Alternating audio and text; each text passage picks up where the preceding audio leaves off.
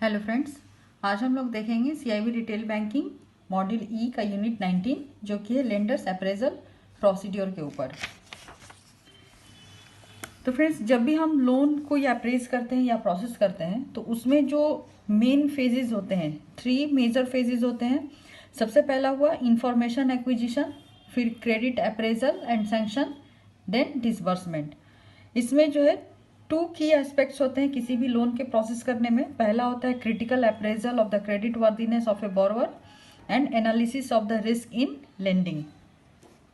तो सबसे पहले अप्रेजल प्रोसीड्योर में हम लोग लेते हैं एप्लीकेशन फॉर्म बोरोवर से। Appraisal process begins with an application form. First step preceding other processes. An application form is design to collect all relevant information. जो भी एप्लीकेशन फॉर्म में जितने भी कॉलम्स होते हैं फ्रेंड्स, वो कस्टमर से ड्यूली फिल्ड कराना है और हर एक इंफॉर्मेशन को हमें अच्छे से स्क्रूटिनाइज करना है। जैसे हाउसिंग लोन जब होता है तो हाउसिंग लोन के फॉर्म में हम लोग जब बोरोवर से लेते हैं तो क्या क्या चीज़ें जो है पर्टिकुलर्स हमें बोरोवर से लेनी होती हैं। तो उसमें लैंड एंड बिल्डिंग का डिटेल्स, उसका existing income, source of income क्या है, उसका इनकम जो है वो कितने दिन तक एक्सपेक्टेड टू कंटिन्यू है, उसकी एग्जिस्टिंग लाइबिलिटी कुछ है या नहीं है, उसकी मंथली फिनेंशियल रिपेमेंट ऑब्लिगेशंस कितनी है। ये सारी चीज़ें जो है हमें हाउसिंग लोन करते वक्त एप्लीकेशन फॉर्म में बोरोवर के साथ लेते हैं। अभी कोई हाउसिंग लोन लेने में किसी भी बोरोवर को क्या क्या डॉक्यूमेंट सबमिट करनी होती है बैंक को। तो सबसे पहले तो एक ड्यूली कंप्लीटेड एप्लीकेशन फॉर्म, उसका photo, ID proof, address proof, pan card, Aadhaar card, उसका प्रूफ ऑफ बिजनेस, उसका salary certificate, form 16, ITR, statement of bank account for last 6 months, letter allotment from housing board society. अगर society में या housing board में कोई घर खरीद रहा है तो वहाँ का लेटर ऑफ अलॉटमेंट चाहिए। अप्रूव्ड प्लान चाहिए उस बिल्डिंग का। कंस्ट्रक्शन के लिए कोई परमिशन अगर लगता है उस एरिया में ऑथराइज्ड अथॉरिटी का, तो वो परमिशन का copy. Estimated valuation report from approved valuers in respect of the property to be finance. Valuer से हम लोग उसका वैल्यूएशन रिपोर्ट लेते हैं उस प्रॉपर्टी का। उसके बाद अगर एग्रीकल्चर लैंड को कन्वर्ट करके और उसका कन्वर्शन किया गया है कि वहाँ पे आप जो है बिल्डिंग कंस्ट्रक्ट कर सकते हैं एग्रीकल्चर लैंड के ऊपर, तो उसका कन्वर्सन सर्टिफिकेट चाहिए। जो भी डॉक्यूमेंट्स बोरोवर सबमिट करता है उससे हम लोगों को लॉयर से एक सर्च ओपिनियन लेने की ज़रूरत होती है। सर्च ओपिनियन के लिए लॉयर को sale deed, agreement sale, parent document, non encumbrance certificate, search report और नॉन इनकम्प्रेंस सर्टिफिकेट जो है वो बैंक एडवोकेट को 13 ईयर्स का देना होता है। Possession certificate issued by a revenue authorities, latest tax paid receipt, latest building tax receipt and NOC under the provision of ULC Regulation Act 1976 in original। तो ये इतने चीज़ें जो है लॉयर को देनी होंगी सर्च रिपोर्ट ऑब्टेन करने के लिए। तो ऑब्टेंशन ऑफ लीगल ओपिनियन, तो ऑब्टेशन ऑफ लीगल ओपिनियन में ये ब्रांच को इंश्योर करना है कि ब्रांच जो है अपने लॉयर से लीगल ओपिनियन जो है वो सबमिट करने को बोलेगी, और जिसमें कि ये क्लियरली मेंशन होगा कि जो एप्लीकेंट है he holds clear, absolute and marketable on the property। फिर है वैल्यूएशन रिपोर्ट। वैल्यूएशन रिपोर्ट में इन केस ऑफ कंस्ट्रक्शन जो जमीन है उसकी वैल्यू करनी होगी इम्पैनल्ड वैल्यूअर के थ्रू। लैंड जो है वो नॉर्मली आइडेंटिफाई होना चाहिए बाय इट्स बाउंड्री, इसलिए ब्रांच ऑफिशियल जब भी आप लैंड की ऑफिशियल विजिट पे अगर जाएं इंस्पेक्शन पे, तो आपको ये इंश्योर करना है कि उसके बाउंड्रीज क्या क्या हैं और वो क्लियरली डिमार्केटेड होने चाहिए। Construction plan should be approved by the engineer. In case of purchase of building and flat हमें क्या क्या इंश्योर करना है। कंस्ट्रक्शन जो है वहाँ के लोकल अथॉरिटी से अप्रूव होना चाहिए। प्रॉपर्टी का जो टैक्स है लैंड और बिल्डिंग का अप टू डेट पेड होना चाहिए। बिल्डिंग का जो एज है वो वैल्यूएशन रिपोर्ट में रिकॉर्डेड होना चाहिए, और उसका जो एस्टिमेटेड फ्यूचर लाइफ है उस बिल्डिंग का, इसका सर्टिफिकेट भी जो है वैल्यूअर देगा अपने वैल्यूएशन रिपोर्ट में। अभी एप्लीकेशन रिसीव्ड थ्रू एजेंट, अभी कोई एनआरआई है या कोई ऐसा पर्सन है जो कि किसी एजेंट के थ्रू अगर काम करा रहा है तो उसको जो है पावर ऑफ अटॉर्नी एग्जीक्यूट करके देना पड़ेगा एजेंट के फेवर में। तो इस तरीके के पावर ऑफ अटॉर्नी का स्क्रूटनी जो है वो काफ़ी ज़रूरी होता है। पावर ऑफ अटॉर्नी में क्या क्या चीज़ें मेंशन होंगी। पावर ऑफ अटॉर्नी जो है ये एक अथॉरिटी होता है जो कि इन राइटिंग दिया जाता है किसी अदर पर्सन को जो कि आपके बिहाफ में एक्ट कर सकता है। Purpose of a specific act is called a special power of attorney. अगर कोई ऐसा पावर ऑफ अटॉर्नी है जिसमें कि किसी स्पेसिफिक एक्ट के लिए वो पावर ऑफ अटॉर्नी एग्जीक्यूट किया गया है तो उसको हम लोग स्पेशल पावर ऑफ अटॉर्नी कहते हैं। जनरल पावर ऑफ अटॉर्नी किसे कहते हैं? ये भी एक पर्सन जो है अनदर पर्सन को देता है, लेकिन उसमें एक या उससे अधिक काम के लिए जो है वो उसको पावर देता है, तो उसको हम लोग जनरल पावर ऑफ अटॉर्नी कहते हैं। Power of attorney can be executed in favour of more than one person. If a power of attorney is executed in foreign country, it should be stamped within 3 months of its being received in India। अगर कोई power of attorney foreign country में execute किया गया है तो ये India में within 3 months of the after receiving जो है इसको स्टैम्प किया जाना चाहिए।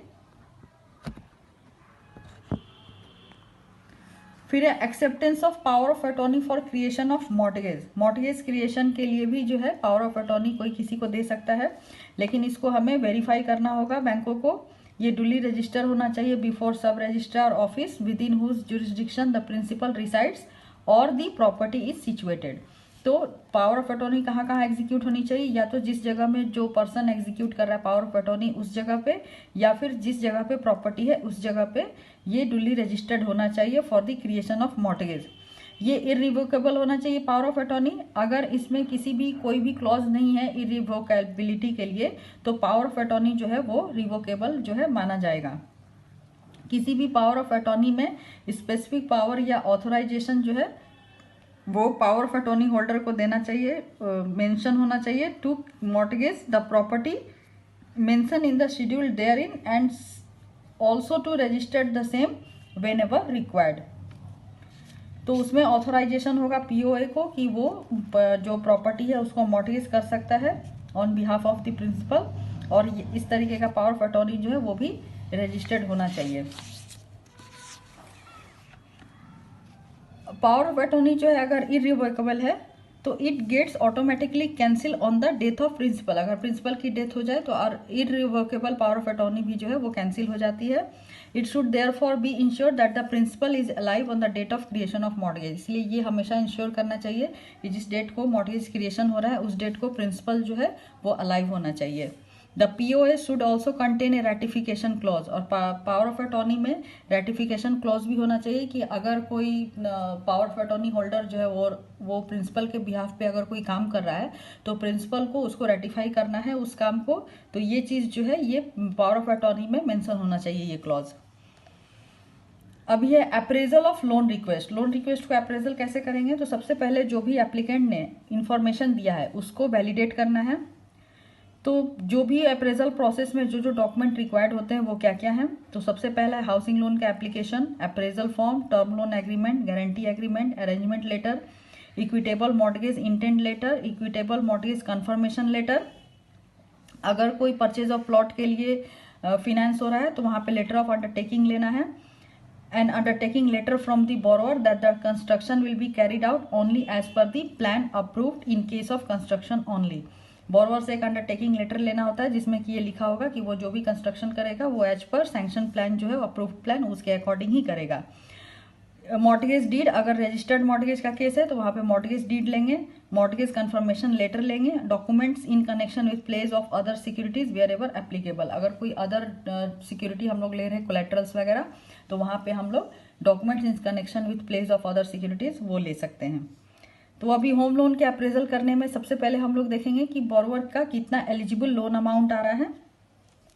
तो इसको हम लोग कैलकुलेट करने के लिए जो जो चीज़ें प्रेफर करते हैं वो होता है सबसे पहले उसका एज, उसके बाद उसका सैलरी या इनकम लेवल, उसके बाद उसका जो क्रेडिट इंफॉर्मेशन रिपोर्ट है, स्कोर कार्ड वो लेंगे, उसका जो सिबिल का स्कोर हम लोग लेते हैं, area locality where home loan will be given, negative list containing other disqualification. तो ये सारी चीज़ों को लेकर के हम लोग उसका होम लोन एलिजिबिलिटी जो है वो निकालेंगे। तो यहाँ पे ये देखिए प्रोफॉर्मा दिया है फ्रेंड्स कि कैसे कैसे हम लोग अप्रेजल करते हैं। तो amount requested, cost of purchase, construction, amount under less margin, then loan amount, मतलब जो लोन अमाउंट उसने रिक्वेस्ट किया है उसके बाद उसका जो cost of purchase construction total जो लग रहा है और उसमें कितना वो मार्जिन दे रहा है और कितना उसको लोन अमाउंट जो है वो दिया जाएगा। तो इसको कैलकुलेट करने के लिए सारी चीज़ें उसकी दी हुई हैं। पहले हम उसका जो मंथली इनकम है उसको डिराइव करेंगे, उसके बाद उसका कोई जो है ऑब्लाइगेशन अगर कुछ है, एग्जिस्टिंग ईएमआई उसके कुछ है, पेमेंट है, लाइबिलिटी है, तो उसको हम लोग उसमें से माइनस करने के बाद टेक होम सैलरी जो कि 40% of the total month gross salary होना चाहिए, उसको माइनस करने के बाद उसकी हम लोग सर्विस एलिजिबिलिटी निकालेंगे, यानी कि उसके कितने दिन जो है वो जॉब के या बिजनेस के बचे हुए हैं, या फिर उसका एज कितना हो रहा है, यहाँ पे उसकी एज एलिजिबिलिटी निकाली जाएगी। उसके बाद उसका हम लोग लीगल ओपिनियन जो कि लॉयर से हम लोग लेंगे, फिर वैल्यूएशन डिटेल्स जो कि वैल्यूअर हमें देगा, उसके बाद इंस्पेक्शन डिटेल जो भी ऑफिशियल बैंक का या प्रोसेसिंग ऑफिसर जो है वो उसको इंस्पेक्शन डिटेल्स जो देगा उसको लेंगे, फिर उसको जो रेट ऑफ इंटरेस्ट अप्लाइड है उसको लेंगे, फिर सिक्योरिटी डिटेल्स जो प्रॉपर्टी वो परचेज कर रहा है जो कि बैंक के साथ मॉर्टगेज होगी उसका क्या वैल्यू है, कितनी कोलेटरल सिक्योरिटी वो दे रहा है, उसमें कितनी मार्जिन वो पे कर रहा है और कितना उसका जो है total minus margin amount drawing limit उसका कितना आ रहा है वो डिराइव करेंगे। फिर उसको रीपेमेंट डिटेल्स हम लोग मेंशन करेंगे कि वो कितने दिन के लिए लोन ले रहा है, कब कितने दिन में रीपे करेगा, उसका कितना ईएमआई आ रहा है। उसके बाद चार्जेस उसमें मेंशन होगी, जैसे कि उसके कितने प्रोसेसिंग चार्जेस हैं, चार्ज कब कलेक्ट करना है, अपफ्रंट फी कुछ है या नहीं है, उसका डेट ऑफ कलेक्शन क्या है, कोई अगर लिटिगेशंस है तो उसका डिटेल्स, कोई उसको रिलैक्सेशन या कंसेशन दिया जा रहा है तो उसका डिटेल्स, फिर डिसबर्समेंट डिटेल्स, यानी कि अगर कंस्ट्रक्शन का केस है तो उसको फर्स्ट स्टेज में कितना अमाउंट डिसबर्स करना है, सेकंड में कितना करना है और कौन से डेट को करना है, वो सारी चीज़ें मेंशन होंगी।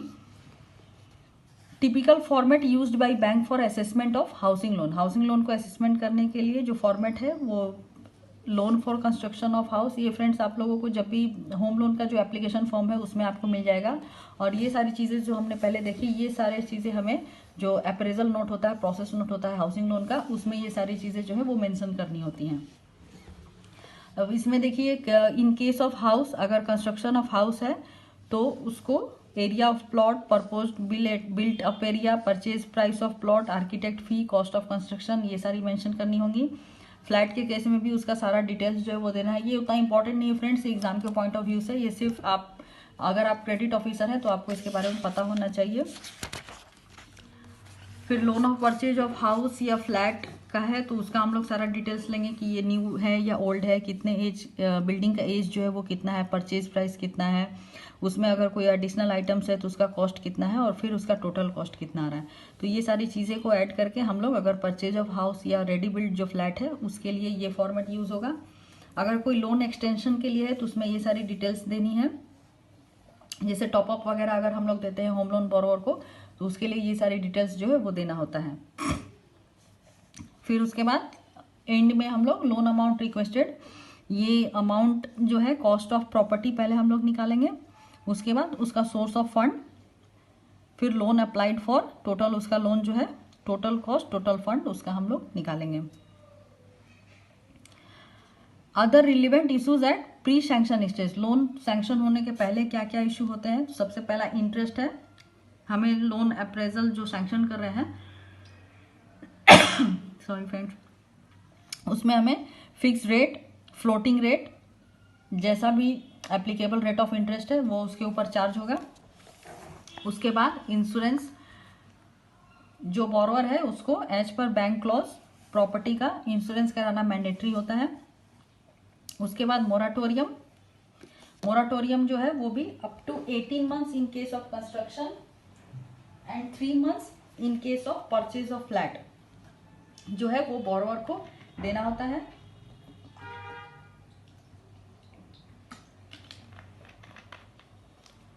तो जो भी अगर कंस्ट्रक्शन का केस है तो हम लोग उसको 18 मंथ्स का मोराटोरियम देंगे, या फिर इसमें एक जो है वो लोन और 2 months after completion of construction whichever falls first, यानी कि उसका 18 मंथ्स का moratorium after completion of disbursement, या फिर 2 months after completion of construction, इनमें से जो भी पहले होगा उतने दिन का उसको मोराटोरियम दिया जाएगा।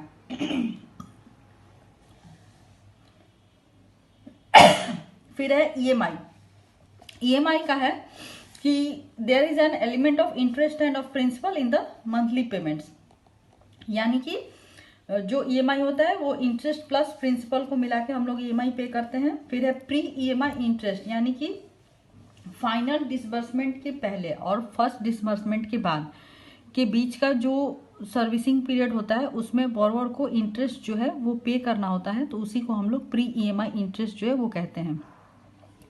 तो pre EMI interest is payable every month from the date of each disbursement up to the date of commencement of EMI. तो ये हमारा प्री ईएमआई इंटरेस्ट हो गया। फिर है ईएमआई रीसेट। ईएमआई रीसेट में अगर फ्लोटिंग रेट ऑफ इंटरेस्ट में कोई हाउसिंग लोन दिया हुआ है तो वो अगर इंटरेस्ट रेट बढ़ेगा तो या कम होगा तो जो लेंडर होते हैं they does not usually change the EMI amount, the number of instalment is increased और reduced depending upon the change in the total dues. अगर रेट ऑफ इंटरेस्ट हाई हो जाएगा तो नंबर ऑफ इंस्टॉलमेंट भी increase हो जाएगा, और अगर रेट ऑफ इंटरेस्ट कम होगा तो नंबर ऑफ इंस्टॉलमेंट भी डिक्रीज हो जाएगा, लेकिन उसमें ईएमआई जो है वो चेंज नहीं होता है। नेक्स्ट है check off facility. Check off facility उसे कहते हैं फ्रेंड, जैसे कोई सैलरीड पर्सन है तो जो सैलरी डिसबर्सिंग अथॉरिटी होती है वो डायरेक्ट सैलरी में से जो भी रिपेमेंट टू लेंडर होता है, ऑब्लिगेशन होता है, उसको वो डिडक्ट करके डायरेक्टली लेंडर को रेमिट करती है, तो उसी को हम लोग चेक ऑफ फैसिलिटी कहते हैं। तो इसमें बोरोवर से एक इररिवोकेबल लेटर ऑफ अथॉरिटी लिया जाता है जिसमें कि डिडक्टिंग है स्पेसिफिक अमाउंट, एक स्पेसिफिक अमाउंट जो कि मंथली इंस्टॉलमेंट में उसके सैलरी से डिडक्ट होगी, वो एक अथॉरिटी लेटर लिया जाता है। या फिर एक irrevocable authority for making payment of dues to the lender out of any amount. ये तो हो गया स्पेसिफिक अमाउंट के लिए। एक हो गया any amount payable to the employee, terminal benefits in case of his retirement, resignation, discontinuance of service और डेथ, यानी कि उसका डिसकंटिन्यूएशन या रिजिग्नेशन या रिटायरमेंट पे उसको जो टर्मिनल बेनिफिट मिलेंगे उनमें से जो भी आउटस्टैंडिंग अमाउंट होगा जो कि पेबल होगा लेंडर को, वो एम्प्लॉय जो है वो लेंडर को पे आउट करेगी। नेक्स्ट जो अंडरटेकिंग होगा उसमें एम्प्लॉयर से अंडरटेकिंग लेना है, जो सैलरी डिसबर्सिंग अथॉरिटी है उससे, कि बैंक जो है before settling the dues to the employee on transfer, resignation और रिटायरमेंट, जो एम्प्लॉयर है उसको बैंक से क्लियरेंस सर्टिफिकेट जो है वो ऑब्टेन करना होगा। तो ये सारी चेक ऑफ फैसिलिटी में ये 3 बातें एकदम मेंशन होनी चाहिए फ्रेंड्स। अब है डॉक्यूमेंटेशन रिलेटेड टू लोन। तो क्या क्या डॉक्यूमेंट जो है वो लेनी होती है। सबसे पहला तो list of security document related to the loan, उसके बाद documents related to the property, उसके बाद documents where the mortgage is a second charge. तो ये 3 तरह के जो डॉक्यूमेंटेशन है वो हम लोग लेते हैं। पहला तो लिस्ट हो गया, दूसरा प्रॉपर्टी से रिलेटेड डॉक्यूमेंट, और तीसरा अगर कोई सेकंड चार्ज क्रिएट हो रहा है मॉर्टगेज में तो उसके लिए अलग तरह का डॉक्यूमेंटेशन। तो क्या क्या मेन डॉक्यूमेंट होते हैं किसी भी लोन में। तो सबसे पहला हो गया डीपी नोट यानी डिमांड प्रोमिसरी नोट या term loan agreement for home loan. Guarantee, अगर गारंटर्स अवेलेबल हैं तो उनसे गारंटी फॉर्म लेंगे। Letter authorising the bank to dispose of the proceeds of loan to ensure the end use of fund. Borrower से ये authorising letter लेना होगा कि जो भी लोन प्रोसीड्स है वो उसका एंड यूज ऑफ फंड जो है उसी पर्पस के लिए यूटिलाइज करेगी जिस पर्पस के लिए उसको लोन सैंक्शन किया गया है। Stamp letter of memorandum of equitable mortgage, जहाँ पे इक्विटेबल मॉर्टगेज हो रहा है वहाँ पे स्टैम्प लेटर ऑफ मेमोरेंडम लेना है, और जहाँ पे रजिस्टर्ड मॉर्टगेज है वहाँ पे रजिस्टर्ड मॉर्टगेज लेना है। Subrogation of mortgage agreement in case of take over, अगर टेक ओवर का केस है तो वहाँ पे सब्रोगेशन ऑफ मॉर्टगेज एग्रीमेंट लेना होता है। अगर कोई अदर सिक्योरिटी बैंक ले रही है जैसे एनएससी, आईबीपी, केवीपी, एलआईसी, तो प्लेस डॉक्यूमेंट वो लेना है।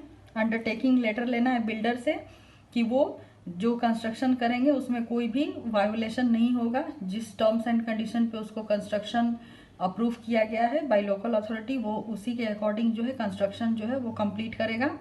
इंडेमनिटी और गारंटी लेंगे बिल्डर से, अगर उसने कोई अनऑथराइज्ड ट्रांजैक्शन कंस्ट्रक्शन किया हुआ है और उसको उसने रेगुलराइजेशन के लिए अथॉरिटी के पास अपील किया हुआ है तो वहाँ पे हम लोग इंडेमनिटी या गारंटी लेते हैं। बैंक के अप्रूव्ड इम्पैनल्ड लॉयर से, वैल्यूअर से हम लोग वैल्यूएशन रिपोर्ट लेंगे, और एडवोकेट से लीगल ओपिनियन या सर्च रिपोर्ट जिसको हम लोग कहते हैं वो ऑब्टेन करेंगे।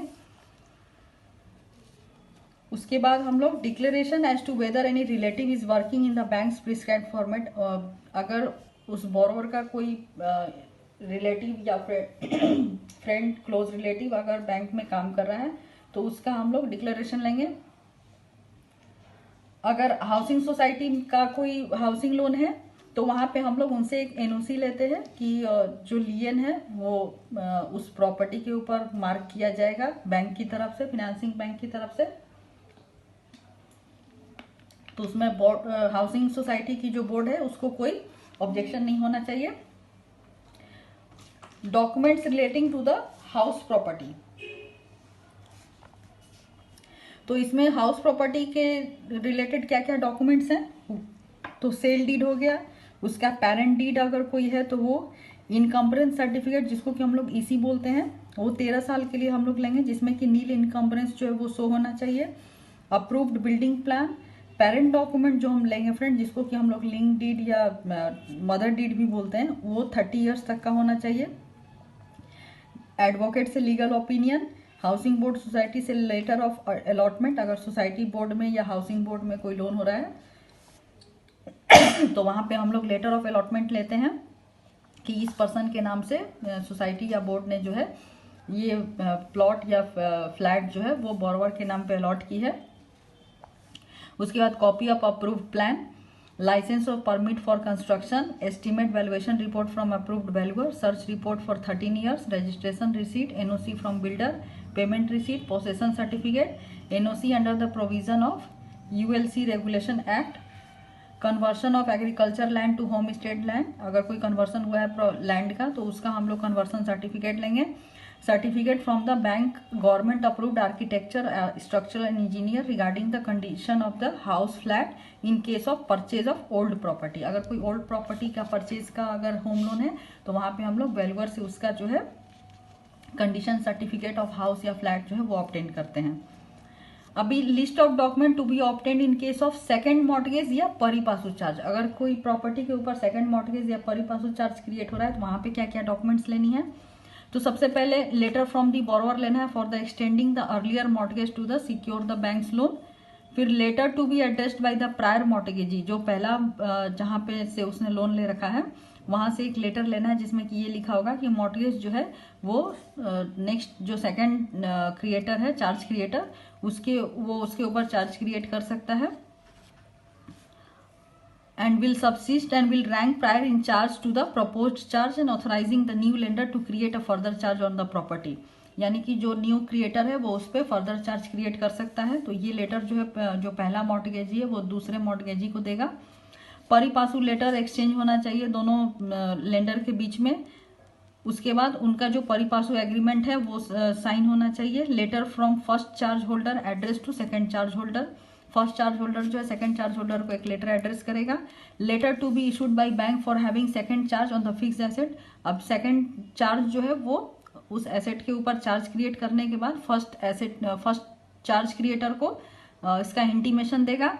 All documents necessary for creation of the mortgage, और मॉर्टगेज के लिए जो भी डॉक्यूमेंट्स रिक्वायर्ड है in addition to these documents आपको ये डॉक्यूमेंट भी लेना है। तो फ्रेंड जब भी मॉर्टगेज होगा सेकंड चार्ज क्रिएशन या परी पासू तो उसमें ये सारी चीजें जो है वो लेनी बहुत मैंडेटरी हैं। और ये अच्छा रहेगा अगर बैंक जो है अपने जो भी डॉक्यूमेंटेशन आपने किया हुआ है उसको एक एडवोकेट से वेटिंग करा ले बिफोर डिसबर्समेंट। फिर है मॉर्टगेज। मॉर्टगेज कैसे कैसे करना है। मॉर्टगेज जो है ये section 58A of the transfer of property act 1882 के अंतर्गत आता है। इसमें मॉर्टगेज दो तरह का होता है, पहला है रजिस्टर्ड या सिंपल मॉर्टगेज और दूसरा है mortgage by deposition of title deed, जिसको कि हम लोग इक्विटेबल मॉर्टगेज भी कहते हैं। तो सिंपल रजिस्टर्ड मॉर्टगेज कैसे होगा, इसमें जो डीड ऑफ मॉर्टगेज होता है उसको सब रजिस्ट्रार या रजिस्ट्रार ऑफ एश्योरेंस के पास रजिस्टर्ड कराना होता है by paying applicable stamp duty and registration charge within 4 months of its date of execution. जिस डेट को रजिस्टर्ड डीड जो है वो एग्जीक्यूट किया गया है उसके 4 महीने के अंदर जो है उसको सब रजिस्ट्रार के पास रजिस्टर कराना होता है। In this type of mortgage property can be sold only with the intervention of the court, और ये डुली विटनेस होना चाहिए, 2 विटनेस के payment of ad valorem stamp duty and registration of deed. वहाँ पे 2 विटनेस का रिक्वायरमेंट होता है और स्टैम्प ड्यूटी और रजिस्ट्रेशन ऑफ डीड जो है ये मैंडेटरी होता है। तो वो उसी को हम लोग सिंपल रजिस्टर्ड मॉर्टगेज कहते हैं। सेकंड जो है वो है mortgage by deposit of title deed और इक्विटेबल मॉर्टगेज। ये नॉर्मली हम लोग बहुत सारे स्टेट में जहाँ पे कि इक्विटेबल मॉर्गेज जो है वो हम लोग कर सकते हैं, तो वहाँ पे बैंक जो है इक्विटेबल मॉर्गेज लेती है। जहाँ पे रजिस्टर्ड मॉर्गेज मैंडेटरी है वहाँ पे बैंकों को रजिस्टर्ड मॉर्गेज कराना होता है। तो इसके लिए जो मॉर्गेज है उसको सेम राइट मिलते हैं, जो रजिस्टर्ड मॉर्गेजी के जो राइट है इक्विटेबल मॉर्गेजी के भी सेम राइट होते हैं। मॉर्गेजी जो है उसके पास टाइटल डीड को रखना होता है, इसीलिए जब जहाँ पे इक्विटेबल मॉर्गेज होता है वहाँ पे बोरोवर जो है उनको ओरिजिनल टाइटल डीड जो है बैंकों के पास रखना होता है। सरफेसी एक्ट के अकॉर्डिंग मॉर्गेजी बैंक जो है वो इंटाइटल्ड होता है, अगर जिस प्रॉपर्टी के ऊपर आपने लोन दे रखा है और उस प्रॉपर्टी में कोई अगर टेनेंट रह रहा है तो बैंक को ये राइट है कि वो रेंट जो है वो खुद रिसीव कर सकता है। तो ऑथराइज ऑफिसर को इसके लिए एक नोटिस इशू करना होता है under serial number 13(4)D demanding the rent to be paid directly to the bank. Authorise officer tenant को लेटर इशू कर सकता है कि वो पेमेंट जो है डायरेक्टली बैंक को करेगा, ना कि लैंडलॉर्ड को। अभी राइट ऑफ फोरक्लोजर क्या है? राइट ऑफ फोरक्लोजर वो है फ्रेंड्स कि अगर कोई मॉर्गेजर जो है वो डिफॉल्ट करता है, यानी कि वो पेमेंट नहीं कर रहा है बैंक को, तो बैंक जो है वो डायरेक्ट कोर्ट से डिक्री ले सकती है कि जो मॉर्गेजर है वो कभी भी कोर्ट में श्यू नहीं कर सकता है बैंक को, और बैंक को ये राइट है कि वो उसके प्रॉपर्टी को सेल आउट करके अपने डेट को रिकवर कर सकती है। तो इसी को राइट ऑफ फोरक्लोजर हम लोग कहते हैं।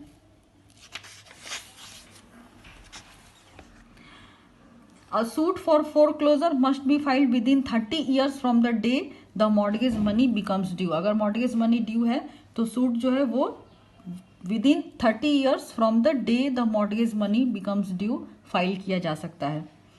अभी priority of charge, priority of charge कैसे हम लोग डिसाइड करेंगे? मान लीजिए कि एक प्रॉपर्टी है, एक प्रॉपर्टी इसके के ऊपर इक्विटेबल मॉर्गेज किया है, एक से ज्यादा फिनेंसिंग इंस्टीट्यूशन है, मान लीजिए 2 फिनेंसिंग इंस्टीट्यूशन है जिसने कि एक प्रॉपर्टी के ऊपर इक्विटेबल मॉर्गेज किया हुआ है। तो जिसने प्रॉपर्टी पे मॉर्गेज पहले क्रिएट किया है प्रायोरिटी भी उसी की होगी। अगर रजिस्टर्ड मॉर्गेज है यानी कि सेम प्रॉपर्टी के ऊपर 2 या 2 से अधिक फिनेंसिंग इंस्टीट्यूशन ने रजिस्टर्ड मॉर्गेज किया हुआ है, तो जिसका जो रजिस्ट्रेशन डीड का डेट ऑफ एग्जीक्यूशन है जिसका सबसे पहले होगा प्रायोरिटी उसी का होगा। अब अगर मान लीजिए एक ही प्रॉपर्टी के ऊपर इक्विटेबल मॉर्गेज है और रजिस्टर्ड मॉर्गेज है, तो date of equitable mortgage creation और date of registered deed execution जो भी पहले होगा प्रायोरिटी उसी को मिलेगा। ऐसा कोई ये नहीं है कि इक्विटेबल मॉर्गेज है और अगर रजिस्टर्ड मॉर्गेज है तो रजिस्टर्ड मॉर्गेज को प्रायोरिटी मिलेगी, ऐसा कोई चीज़ नहीं है फ्रेंड्स। दोनों में सिर्फ अगर जिस डेट को मॉर्गेज क्रिएट हुआ है और जिस डेट को रजिस्टर्ड डीड एग्जीक्यूट हुआ है, दोनों में से जो प्रायर होगा प्रायोरिटी उसी को मिलेगी। अभी रजिस्टर्ड मॉर्गेज या इक्विटेबल मॉर्गेज करने में हम लोग कौन कौन सी चीज़ें जो है वो देखते हैं। तो सबसे पहला है टेन्योर ऑफ लैंड, फिर वैल्यूएशन ऑफ लैंड, फिर टाइटल ऑफ लैंड। तो टेन्योर ऑफ लैंड में क्या क्या है? टेन्योर ऑफ लैंड में हम लोग देखेंगे कि जो प्रॉपर्टी है वो फ्री होल्ड है कि लीज होल्ड है या कि स्टेट होल्ड है। अगर प्रॉपर्टी फ्री होल्ड है तो इसका मतलब है कि उसका जो ओनर है वो एब्सोल्यूट ओनर है उस लैंड का, और he is only liable for payment of rate, taxes and assessment to government and local authorities.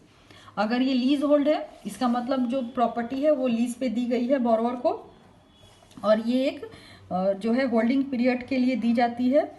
फिर है state own land. State own का मतलब है कि ओनरशिप जो है वो स्टेट या सेंट्रल गवर्नमेंट के पास होता है, सिर्फ ऑक्यूपेंसी राइट जो है वो उस लैंड ओनर को दी जाती है। फिर है वैल्यूएशन ऑफ लैंड। तो लैंड का हम लोग वैल्यूएशन जो है वो कैसे करेंगे?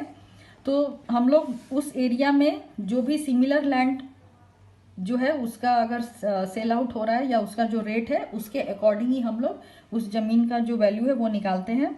तो ये हम लोग या तो पर्सनल इंस्पेक्शन के थ्रू निकाल सकते हैं या फिर वहाँ पे अगर कोई रिसेंट सेल हुआ है तो उसके वैल्यू से उसको कंपेयर करके निकाल सकते हैं, या फिर वहाँ के कोई लोकल अथॉरिटीज़ हैं तो उनसे इंक्वायरी करके निकाल सकते हैं। तो बैंक जो है इसके लिए क्वालिफाइड वैल्यूअर्स की हेल्प लेती है उसका वैल्यूएशन करने के लिए। फिर है टाइटल ऑफ प्रॉपर्टी। तो टाइटल ऑफ प्रॉपर्टी के लिए सबसे पहले तो हम लोग उसका जो भी पेरेंट डीड या जो भी लिंक डीड है उसको हम लोग जो है वेरीफाई करेंगे या इन्वेस्टिगेट करेंगे। अगर वो अवेलेबल नहीं है तो हम लोग टाइटल डीड्स का सर्टिफाइड कॉपी जो है वो रजिस्ट्रार के यहाँ से निकालेंगे। Registrar of assurance should therefore be accepted only in exceptional cases where there is conclusive proof that original have been destroyed or irretrievably lost, यानी कि उसको ओरिजिनल जो है वो लॉस्ट हो गया है, उसको नहीं मिल रहा है या डिस्ट्रॉय हो गया है, तो उस केसेस में हम लोग सर्टिफाइड कॉपीज के बेसिस पे भी उसको इन्वेस्टिगेट कर सकते हैं। हमें ये भी देखना है टाइटल ऑफ प्रॉपर्टी में कि जो भी लैंड रेवेन्यू या म्यूनिसिपल टैक्सेस है वो अप टू डेट पे किया गया है, और जो भी इन फ्यूचर अगर कोई अराइज हो रहा है या ड्यू हो रहा है रेवेन्यू, तो उसको भी प्रॉम्प्टली पे करना है। उस प्रॉपर्टी के ऊपर कोई भी इनकम टैक्स जो है वो ड्यू नहीं होना चाहिए। फिर है opinion should be obtained. Opinion जो है वो हम लोग लॉयर से लेंगे, जिसमें कि clear, absolute and marketable title of the property जो है वो मेंशन होना चाहिए। प्रॉपर्टी जो है अनइनकम्पर्ड, अनअटैच्ड है, ये भी मेंशन होना चाहिए। उसके बाद a complete set of documents जो जो रिक्वायर है चार्ज क्रिएशन के लिए वो उसमें मेंशन होना चाहिए। और प्रॉपर्टी लीगली कैपेबल है कि नहीं चार्ज क्रिएशन के लिए, ये मेंशन होना चाहिए। उसमें कोई टेनेंसी लॉ एप्लीकेबल है कि नहीं वो भी होना चाहिए। तो सर्च रिपोर्ट जो है should also certify that all the details available in the records of sub registrar are available in the non encumbrance certificate, यानी कि जो लॉयर ने नॉन इनकम्बरेंस सर्टिफिकेट दिया है और जो सर्च रिपोर्ट लिया गया है सब रजिस्ट्रार के यहाँ से, दोनों के डिटेल्स जो हैं वो उसमें मेंशन होने चाहिए, अवेलेबल होने चाहिए। अभी रजिस्ट्रेशन ऑफ डॉक्यूमेंट जहाँ पे हम लोग रजिस्टर्ड डीड होता है वहाँ पे डॉक्यूमेंट्स रजिस्ट्रेशन जो है वो रिक्वायर्ड होता है। जैसे कि महाराष्ट्र स्टेट में बॉम्बे स्टैम्प एक्ट जो है वो एप्लीकेबल है। तो इंस्ट्रूमेंट हम लोग किसको कहते हैं? इंस्ट्रूमेंट का मतलब होता है ऐसा डॉक्यूमेंट जिसमें कि ये राइट या लाइबिलिटी दिया जाता है फॉर द क्रिएशन और रिकॉर्ड, चार्ज क्रिएशन और रिकॉर्ड के लिए अगर कोई डॉक्यूमेंट एग्जीक्यूट किया जाए तो उसको हम लोग इंस्ट्रूमेंट कहते हैं। The document relating to the following transaction of immovable properties are required to be compulsory registered। कौन कौन से डॉक्यूमेंट जो है वो रजिस्टर्ड होने चाहिए? जैसे अगर कोई गिफ्ट डीड है या लीज है, मोर देन 1 ईयर के लिए अगर किसी को लीज दिया गया है तो lease agreement. Instrument which create any right in an immovable property of A value of more than 100 rupees. अगर किसी इमूवेबल प्रॉपर्टी का वैल्यू 100 रुपीज से ज़्यादा का है और उसके ऊपर कोई राइट क्रिएट करना है तो उसके लिए भी जो है इंस्ट्रूमेंट रजिस्टर्ड होना चाहिए। For registration of any instrument the original document typed और printed on one side only along with 2 photocopies of the original have to be submitted to the registering officer। जो रजिस्ट्रिंग ऑफिसर होता है, जो भी instrument आपको registered कराना है, original के साथ साथ 2 फोटोकॉपी जो है वो आपको उसके पास सबमिट कराना होता है, और वहाँ पे आपको 2 विटनेस भी जो है वो प्रोवाइड करना होता है, और अप्रोप्रिएट रजिस्ट्रेशन फी पे करना होता है। और जब रजिस्ट्रेशन का प्रोसेस कंप्लीट हो जाता है तो वहाँ से एक रिसीट जो है वो इशू किया जाता है जिसमें कि सीरियल नंबर मेंशन होता है। अभी किसी भी डॉक्यूमेंट को रजिस्ट्रेशन कराने का फ़ी कितना है? तो फ्रेंड्स हर स्टेट गवर्नमेंट का अलग अलग फ़ी होता है। जैसे कि गवर्नमेंट ऑफ महाराष्ट्र में ये 1% of the consideration of the document जो है, और maximum 30,000 which ever is lower, ये वहाँ पे विच एवर इज हायर ये आपको पे करना होता है। Sorry, which ever is lower, अगर ये हायर हो जाएगा तो 30,000 ऑलवेज आपको पे करना होगा। तो approximately 1% of the consideration amount या फिर मैक्सिमम 30,000 जो है वो आपको पे करना होगा।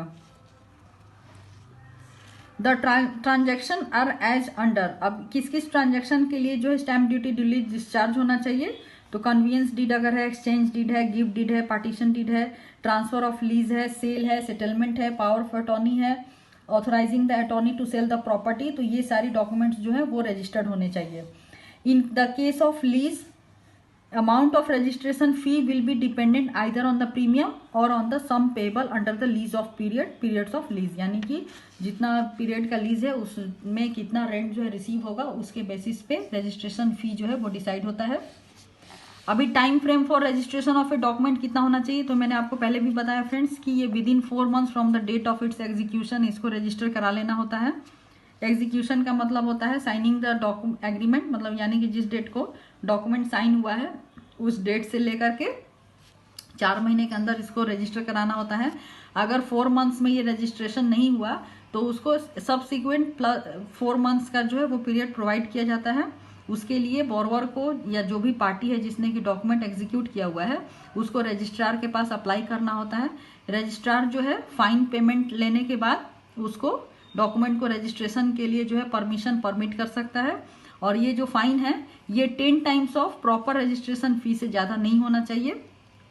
अगर उसके बाद भी डॉक्यूमेंट रजिस्ट्रेशन नहीं हुआ तो जो पार्टीज हैं उनको, मतलब जिन्होंने डॉक्यूमेंट पे पहले से साइन किया हुआ है, उनको एक डीड ऑफ कन्फर्मेशन एग्जीक्यूट करना पड़ेगा, जिसमें कि जो मेन डीड है उसमें जो भी वैलिड पॉइंट्स और इन्फॉर्मेशन जो दी हुई हैं वो उनको कंफर्म करना होता है थ्रू डीड ऑफ कन्फर्मेशन, तभी जाके वो इसको रजिस्ट्रेशन करा सकते हैं। और जब आप रजिस्ट्रेशन कराने जा रहे हैं तो आपको इस डीड ऑफ कन्फर्मेशन के साथ जो ओरिजिनल डीड है उसका कॉपी, जो मेन डीड है उसका ओरिजिनल कॉपी जो है इसके साथ आपको लगा के देना होगा, तभी आप, this is the only manner in which the lapse in registration can be rectified. अभी verification of the title of the property, तो वेरिफिकेशन करने के लिए हम लोग सर्च रिपोर्ट लेते हैं 30 ईयर्स का फ्रॉम द रिलीवेंट सब रजिस्ट्रार। इसको हम लोग सरसाई के वेबसाइट से भी जो है encumbrance exist in the title of the property, अभी जो है टाइटल किसके नाम पे इनकम्बर्ड है वो हम लोग सरसाई के वेबसाइट से भी देख सकते हैं। नेक्स्ट है detection of forced and fabricated title deed. अगर कोई forced and fabricated title deed है तो उसको कैसे हम लोग डिटेक्ट करेंगे? तो सबसे पहले हम लोग को जो प्रॉपर्टी का शेड्यूल है उसको वेरीफाई करना होगा। उसके बाद जो भी कंसीडरेशन पे किया गया है डॉक्यूमेंट में उसको वेरीफाई करना है। अगर कोई स्टैम्प ड्यूटी अफिक्स्ड है तो उसको वेरीफाई करना है। जो स्टैम्प ड्यूटी अफिक्स किया गया है उसका सोर्स क्या है, या उसको कैंसिल किया गया है तो उसकी क्या वैलिडिटी है, और एग्जीक्यूशन ऑफ डॉक्यूमेंट जो है वो कैसे किया गया है, ये सारी चीज़ें जो है उसमें वेरीफाई करनी चाहिए। और सिक्योरिटी मार्क्स स्टैम्प पेपर के ऊपर जो है वो सही है या नहीं है, तो इस तरीके से आप टाइटल डीड अगर फोर्ज है कि फैब्रिकेटेड है या ओरिजिनल है उसको चेक कर सकते हैं। अदर सिक्योरिटीज, बैंक जो है अदर सिक्योरिटीज भी ले सकती है, जैसे LIC policy, government promissory note, shares, debenture, gold ornaments. अगर जो लोन प्रोवाइड कर रहे हैं उसमें आपको अगर एडिक्वेट मार्जिन नहीं हो रहा है तो आप एडिशनल सिक्योरिटी जो है वो भी ले सकते हैं। अभी registration of charges with cerci on security interest, जिस डॉक्यूमेंट में फ्रेंड सरफेसी एक्ट एप्लीकेबल है उन सारे प्रॉपर्टीज को सरसाई में रजिस्टर्ड करना अभी मैंडेटरी हो गया है। सरसाई में अभी हम लोग मूवेबल और इनटेंजिबल एसेट को भी रजिस्टर कर सकते हैं। तो सरसाई में जो भी प्रॉपर्टी है वो within 30 days of creation of equitable mortgage उसको रजिस्टर करना होता है।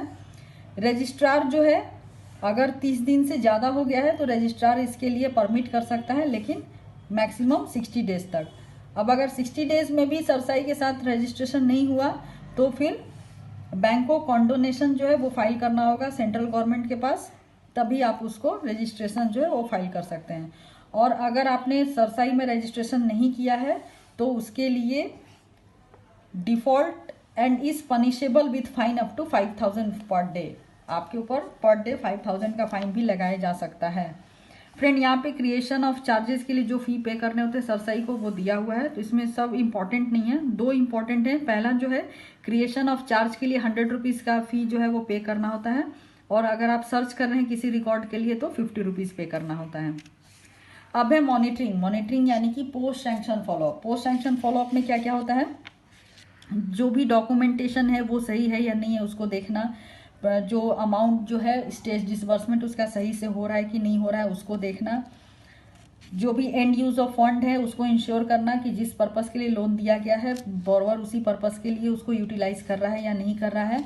पीरियोडिकल इंस्पेक्शन, हर लोन के लिए अलग अलग पीरियोडिकल इंस्पेक्शन बनाए हुए हैं, जैसे स्टॉक इंस्पेक्शन है अगर आपको तो वो मंथली करना है, हाउसिंग लोन है तो वो ईयरली करना है, अगर व्हीकल लोन है तो हाफ ईयरली करना है। तो हर चीज़ के लिए अलग अलग जो है इंस्पेक्शन शेड्यूल बनाए हुए हैं, तो वो उसको फॉलोअप करना चाहिए। उसके बाद अगर लोन में मान लीजिए वो रिपेमेंट जो है वो आने में प्रॉब्लम हो रही है या टाइम पे रिपेमेंट नहीं आ रही है तो उसको फॉलोअप करना। अगर किसी लोन में रीस्ट्रक्चर की रिक्वायरमेंट है तो उसको रीस्ट्रक्चरिंग प्रोवाइड करना अगर वो एलिजिबल है तो। अब है इंस्पेक्शन। जैसे कि मैं आपको पहले बताया फ्रेंड्स कि जो भी बैंक के गाइडलाइन है इंस्पेक्शन के, वो हमेशा रेगुलरली कंडक्ट करना चाहिए इंस्पेक्शन।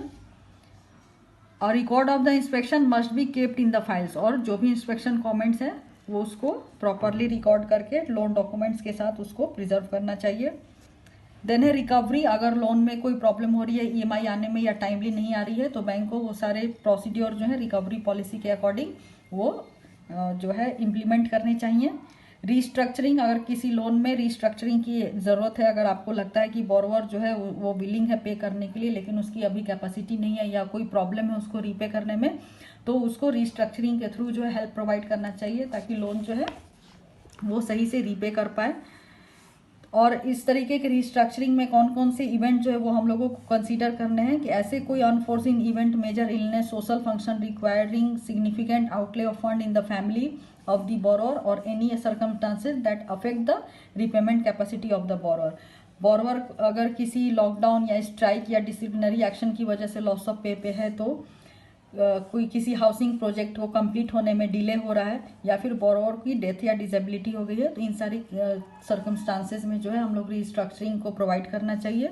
लेकिन बिलफुल डिफॉल्टर के केस में रीस्ट्रक्चरिंग जो है वो कभी भी प्रोवाइड नहीं करना चाहिए। अब ये annual review of credit rating, यानी कि क्रेडिट रेटिंग का एनुअल रिव्यू कब करना है, तो हमेशा जो है फ्रेंड्स 12 मंथ्स के रिपेमेंट जो रिकॉर्ड के बेसिस पे है उसका एनुअल रिव्यू होना चाहिए। उसका डॉक्यूमेंट्स जो है एज पर सैंक्शन टर्म है या नहीं वो देखना चाहिए रिव्यू में। जो भी सिक्योरिटी का कवरेज है उसका परसेंटेज अभी आउटस्टैंडिंग ऑफ लोन के कंपैरिजन में कितना है, लैंड की वैल्यू कितनी है, टोटल प्रॉपर्टी वैल्यू कितना है, जो बोरोवर है उसका इनकम लेवल जो है वो कितना है, बोरोवर की लिक्विडिटी कितनी है, तो ये सारी चीज़ें जो है एनुअल रिव्यू के टाइम पे कंसीडर करनी चाहिए। फिर है परचेज ऑफ ओल्ड प्रॉपर्टी। अगर कोई बोरोवर ओल्ड प्रॉपर्टी परचेज के लिए लोन ले रहा है, तो लोन करते वक्त उसको फिर से फ्रेश वैल्यूएशन कराना चाहिए, और जो चार्टर्ड इंजीनियर हैं उनसे उसका स्ट्रक्चरल कंडीशन सर्टिफिकेट लेना चाहिए, जिसमें कि ये मेंशन होना चाहिए कि उस फ्लैट या हाउस का जो एडिक्वेट रेसिडुअल लाइफ है वो कितना है, और वो जो है आपके लोन पीरियड के से कम नहीं होना चाहिए। फिर है क्लोजर ऑफ अकाउंट। अब अगर कोई बोरोवर जो है उसने अपनी सारी लाइबिलिटी पे कर दी है, सारा आउटस्टैंडिंग क्लियर कर दिया है, तो वो अपना लोन अकाउंट जो है वो क्लोज कर सकता है।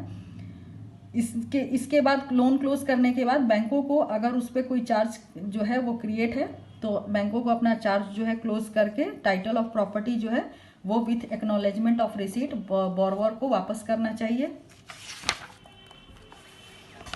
नेक्स्ट हमारा टॉपिक है होम लोन फ्रॉड्स। अभी फ्रेंड्स पिछले कुछ सालों में जो है होम लोन्स के ऊपर काफ़ी फ्रॉड देखने को मिले हैं, तो इस तरीके के लोन में हम लोग क्या क्या मेजर जो है अपना के उसको कम कर सकते हैं या रोक सकते हैं, वो यहाँ पे बताया गया है। तो सबसे पहला जो फ्रॉड होता है वो है फैब्रिकेशन ऑफ इनकम डॉक्यूमेंट्स, या income tax return, salary slip, balance sheet में जो फ्रॉड डॉक्यूमेंट या फोर्स डॉक्यूमेंट है वो सबमिट करके बोरोवर लोन लेते हैं। तो उसको मिटिगेट करने का जो प्रोसीड्योर है वो है आपको सैलरी स्लिप जो है एम्प्लॉयर के साथ वेरीफाई करना है, जो सैलरी अमाउंट उसके अकाउंट में आ रही है उसको बैंक स्टेटमेंट के साथ क्रॉस चेक करना है, उसका जो ITR है उसको भी इनकम टैक्स डिपार्टमेंट के साथ क्रॉस वेरिफिकेशन करना है। लोन अमाउंट जो है अगर चेक या डिमांड ड्राफ्ट के थ्रू पेमेंट किया गया और उसको थर्ड पार्टी ने इनकैश किया, तो वहाँ पे मिटिगेशन प्रोसीड्योर क्या है, जो क्रेडिट अमाउंट है लोन का उसको डायरेक्ट बिल्डर के अकाउंट में क्रेडिट करना चाहिए। फोर्ज्ड टाइटल डॉक्यूमेंट, यानी कि फोर्ज जो टाइटल डीड होती है वो सबमिट करके उसके ऊपर लोन लेना, तो इसके लिए आपको इम्पैनेड लॉयर से सर्टिफिकेट लेना है। जो भी प्रीवियस मॉर्टगेजी या इनकम्बरेंस है उस प्रॉपर्टी के ऊपर वो सरसाई वेबसाइट के ऊपर चेक करना है, क्रॉस वेरीफाई करना है। फिर है over valuation of the property. कभी कभी बोरोवर जो है फ्रॉड करने के लिए प्रॉपर्टी का वैल्यू ज़्यादा करके उसके ऊपर लोन लेते हैं, तो इसके लिए बैंक ऑफिशियल को प्रॉपर्टी जो है वो पर्सनली विजिट करना चाहिए और लोकल इंक्वायरी के थ्रू उसका वैल्यू जो है वो पता करना चाहिए। नेक्स्ट है मल्टीपल फिनेंसिंग। मल्टीपल फिनेंसिंग का मतलब कि एक ही प्रॉपर्टी के ऊपर अलग अलग 2-3 इंस्टीट्यूशंस के से लोन लेना, तो उसको प्रिवेंट करने के लिए हमें जो है आपस में जो क्रेडिट हिस्ट्री का जो शेयरिंग होता है, इंफॉर्मेशन शेयरिंग, वो बैंकों को ट्रैक करना चाहिए और शेयर करना चाहिए, और जो भी बिल्डर ब्लैक लिस्टेड हैं उनको लोन नहीं प्रोवाइड करना चाहिए। बैंक, हाउसिंग फिनेंस एजेंसीज जो है उनको ओरिजिनल टाइटल डीड्स के लिए इंसिस्ट करना चाहिए। कभी भी कॉपी के ऊपर आपको लोन प्रोसेस नहीं करना है, ऑलवेज ओरिजिनल टाइटल डीड को देखने के बाद ही लोन प्रोसेस करना है। और आप इसको सरसाई वेबसाइट के ऊपर ट्रैक करके भी इनकम्बरेंस ऑन द प्रॉपर्टी को क्रॉस वेरीफाई कर सकते हैं। फिर है cancellation of booking of flat property. कभी कभी क्या होता है कि बोरोवर जो है फ्लैट बुक करके लोन अप्लाई करके लोन सैंक्शन होने के बाद जब फर्स्ट डिसबर्समेंट उनको मिल जाता है तो वो बिल्डर से जो बुकिंग अमाउंट कैंसिल करके बाकी का पैसा जो है वो रिफंड ले लेते हैं। तो इस तरीके के केस को मिटिगेट करने के लिए आपको कंटिन्यूअस मॉनिटरिंग करना है उस बोरोवर के अकाउंट का और इंटरनल ड्यू डिलिजेंस जो है वो करते रहना है। फिर है sale of property by loanee without clearing existing loan. Loanee जो है वो लोन क्लियर किए बिना ही प्रॉपर्टी जो है वो दूसरे को सेल आउट कर देता है और आपको बताता भी नहीं है, बैंक से कोई इंफॉर्मेशन नहीं है, कोई कंसेंट नहीं है। तो उस केस में आपको जो है इंटरनल ड्यू डिलिजेंस करना है इस तरीके के फ्रॉड को रोकने के लिए। नेक्स्ट जो है miss representation of and use of loan, siphoning of funds. कुछ बोरोवर होते हैं जो कि लोन के अमाउंट का जो है जिस पर्पस के लिए उनको लोन दिया गया है उस पर्पस के लिए ना यूज करके किसी और पर्पस के लिए लोन को यूज करते हैं और पूरा का पूरा फंड जो है उसको साइफोन ऑफ करते हैं। तो इससे बचने के लिए आपको जो पेमेंट है वो डायरेक्टली सेलर को करना है या फिर आप डायरेक्ट बिल्डर को भी कर सकते हैं इन case of construction. Regular inspection भी करना है। अगर आप कंस्ट्रक्शन ऑफ प्रॉपर्टी के लिए अगर लोन है जहाँ पे कि सब्सिक्वेंट डिसबर्समेंट जो है वो सब्सिक्वेंट स्टेजेस में किए जा रहे हैं तो आपको सेकंड स्टेज तभी डिसबर्स करना है जब बोरोवर जो है फर्स्ट स्टेज डिसबर्समेंट के जो भी टर्म्स एंड कंडीशन है उसको फुलफिल करता है। अगर उसने फर्स्ट डिसबर्समेंट लिया और वो घर नहीं बनाया तो आप उसको सेकंड डिसबर्समेंट जो है वो कभी भी रिलीज नहीं कर सकते हैं। तो ये सारी ड्यू डिलिजेंस करके जो है होम लोन में होने वाले फ्रॉड से बचा जा सकता है। तो फ्रेंड्स इसी के साथ हमारा लेंडर अप्रेजल प्रोसीड्योर का जो चैप्टर है वो यहीं खत्म होता है। तो आपको अगर हमारा वीडियो अच्छा लग रहा है तो आप हमारे चैनल को लाइक करिए, शेयर करिए, सब्सक्राइब करिए। नेक्स्ट वीडियो में हम लोग नेक्स्ट टॉपिक के साथ मिलेंगे, तो तब तक के लिए keep watching our channel and thank you for watching this video.